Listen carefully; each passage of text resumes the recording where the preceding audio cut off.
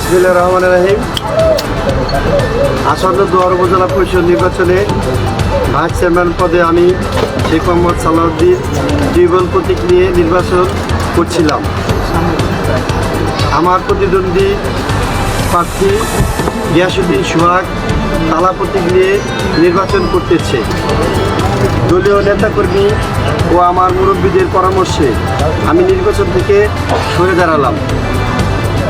গিয়াসউদ্দিন সোহাগের আর কোনো প্রতিদ্বন্দ্বী থাকলো না। নেতাকর্মী ও জনগণের প্রতি অনুরোধ, আপনারা তালা প্রতীকে ভোট দিয়ে গিয়াসউদ্দিন সোহাগকে ভাইস চেয়ারম্যান পদে নির্বাচিত করবেন।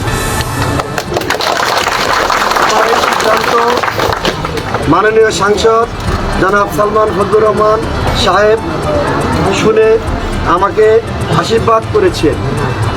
গিয়াসউদ্দিন সোহাগ আমার ছোট ভাই, একসাথে দল করি, একসাথে পথ চলবো। জয় বাংলা, জয় বঙ্গবন্ধু। আপসহীন সংবাদ প্রকাশে 50 বাংলা নিউজ।